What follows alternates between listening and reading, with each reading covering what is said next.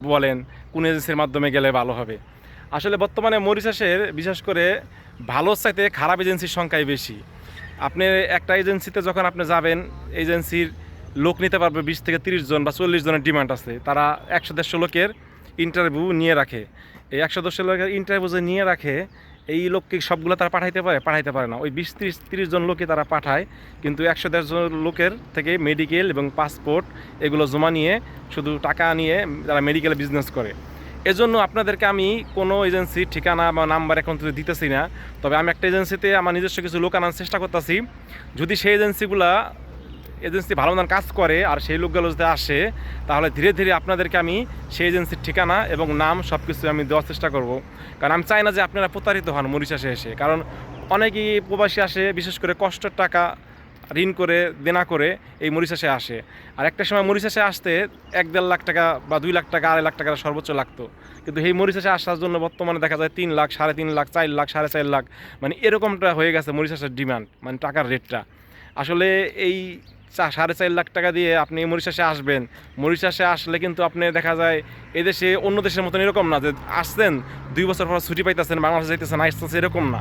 এদেশে আসলে বেশিরভাগ 90% লোকই একবারে চলে যাওয়া লাগে। হয়তো 5 বছর কেউ থাকে, 7 বছর কেউ থাকে, 10 বছর পর্যন্ত থাকা যায়, কিন্তু কোম্পানি যদি রাখে।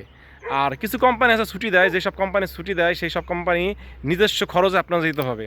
আপনি যদি বাংলাদেশে 3 বছর পর ছুটিতে যান, দেখা যায় আপনার বিমান ভাড়া, যাতায়াত খরচ, আপনি যদি কাজ করবেন না 3 মাস যেমন স্যালারি দেবে না, বাংলা 3 থেকে 3.5 লাখ টাকা পড়ে যায়। যেরকম আমি ছুটিতে ঘুরে আসছিলাম, আমার এই টাকাটা খরচ হয়েছে।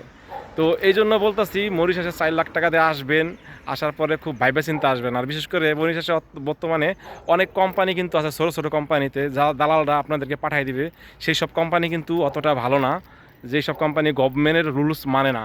একটি কোম্পানিতে 5 জন লোক আসছে অ্যালুমিনিয়ামের কাজে। তো এখানে আসার পরে 13-14 ঘন্টা ডিউটি করানোর পরে বেতন দেয় 5,000 টাকা। তো এই 17,000 টাকা এদেশের। তো 17,000 টাকা এদেশের গভর্নমেন্টে বেসিক স্যালারি করছে 18,500, আর ওভার টাইম করলে তার বেশি। কিন্তু তাদেরকে এই যে 17,000 টাকা দেয়, এই বাধ্য হয়ে ওই 5 জন লোক এখান থেকে নতুন আসছে 3 মাসে চাইছে, অন্য ভাইয়ে গেছে, পলাই গেছে, অবৈধ হয়ে গেছে। তো এইসব আপনি দালালরা, এজেন্টরা আপনাদের মরিশাসে এনে দিবে, এই পর্যন্ত দায়িত্ব। কোম্পানি ভালো মানে খারাপ এগুলো তাদের দায় ভার তারা নিবে না।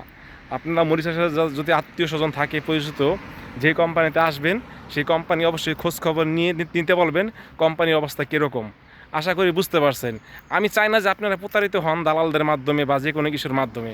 আমি সবসময় চাই যে আপনারা ভালোভাবে ভালো কোনো এজেন্সির মাধ্যমে যেন আসতে পারেন। এজন্য আমি আপনাদেরকে এখন পর্যন্ত কোনো ভালো এজেন্সির প্রতি আমার বিশ্বাস হয় নাই। অনেকে জিজ্ঞেস করেন, ভাই আপনি কোন এজেন্সির মাধ্যমে গেছেন? আমি যে এজেন্সির মাধ্যমে গেছিলাম আজ থেকে 8 বছর আগে আসছিলাম, তো সেই এজেন্সি ওই সময় ভালো ছিল, এখন সেই সব এজেন্সি খারাপ, মানে বাটপার হয়ে গেছে। তারা লোক নিতে পারবে 20-30 জন, 300-400 লোকের ইন্টারভিউ মেডিকেল করে রাখতে আছে। এখন আমি ওই তাদের ঠিকানা যদি দিই, আপনিও প্রতারিত হইতে পারেন। পরে আমাকে বলবেন, ভাই আপনি কী এজেন্সির নাম্বার দিলেন, ঠিকানা দিলেন। আপনাদেরকে একটু ধৈর্য ধরেন। যদি এরকম ওই যে এজেন্সির মাধ্যমে কাজ করতে চাইতেছি যদি ভালো হয়, আমি আপনাদেরকে তখন বলবো। আশা করি আপনারা ধৈর্য ধরবেন। আর প্রতারিত বিভিন্ন অনলাইনে দেখতে পারবেন, লোক লাগবে এই সেক্টরে, বিভিন্ন ধরনের এরকম প্রবলনে আপনারা পরে শুধু শুধু আপনার টাকাগুলো নষ্ট করেন না, সময় নষ্ট করেন না। আশা করি বুঝতে পারবেন। আগামীতে আবার ভিডিও তৈরি করবেন ইনশাল্লাহ। ভালো থাকবেন।